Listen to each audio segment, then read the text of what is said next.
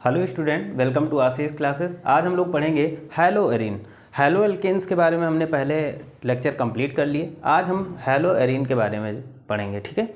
तो hello arene में हमारा टॉपिक है नेचर ऑफ CX यानी carbon halogen bond in hello arene, ठीक है। यानी हैलो एरीन में कार्बन और हैलोजन बॉन्ड क्या होता है, कार्बन हैलोजन बॉन्ड क्या होगा, यानी CX बॉन्ड क्या होगा, ठीक है। इसको हम समझते हैं पहले।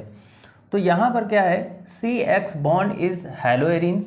जो CX बॉन्ड होता है वो क्या होता है, हैलो एरीन होता है। Haloarene is polarised.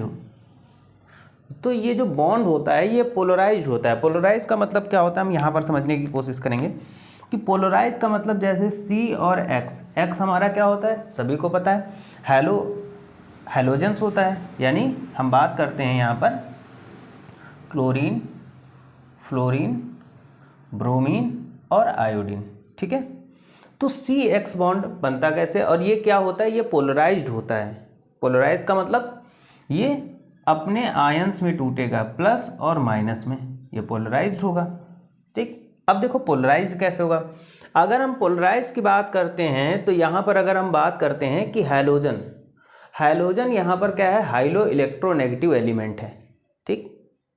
अब ये हाइलो इलेक्ट्रोनेगेटिव एलिमेंट है, इसलिए क्या करेगा, इस कार्बन से इलेक्ट्रॉन के क्लाउड को अपनी ओर अट्रैक्ट करेगा। तो जब अट्रैक्ट करेगा तो यहाँ पर क्या हो जाएगा, कार्बन पर प्लस का चार्ज आ जाएगा, और यहाँ पर खुद पर ये क्या हैलोजन कर लेता है, ये खुद पर हैलोजन माइनस का चार्ज।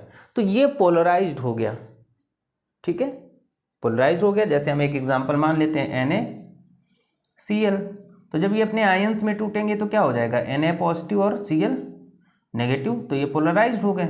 तो वही यहाँ पर दिया गया है कि CX बॉन्ड है in haloarene is polarized. आगे दिया गया as halogen are more electronegative due to carbon. तो यहाँ पर जो हैलोजन होता है वो कार्बन से ज़्यादा इलेक्ट्रोनेगेटिव एलिमेंट होता है, ठीक है। Due to high electronegativity of halogen it attracts the electron cloud more towards itself. तो ज़्यादा इलेक्ट्रोनेगेटिव होने के कारण क्या करता है कि ये ज़्यादा इलेक्ट्रॉन को अपनी ओर अट्रैक्ट करता है, ठीक। इधर से ज़्यादा इलेक्ट्रॉन को अपनी ओर अट्रैक्ट करेगा। अब अट्रैक्ट इसलिए करेगा क्योंकि भाई हैलोजन हमारा क्या है, हाईली इलेक्ट्रोनेगेटिव एलिमेंट है, ठीक है। अब देखो 10 गेन नेगेटिव चार्ज ऑन। अब क्या करता है, जब ज़्यादा ये इलेक्ट्रॉन अपनी ओर अट्रैक्ट करेगा तो ये क्या होगा, अपने ऊपर नेगेटिव चार्ज फॉर्म करेगा, ठीक। On the other hand carbon obtain positive charge.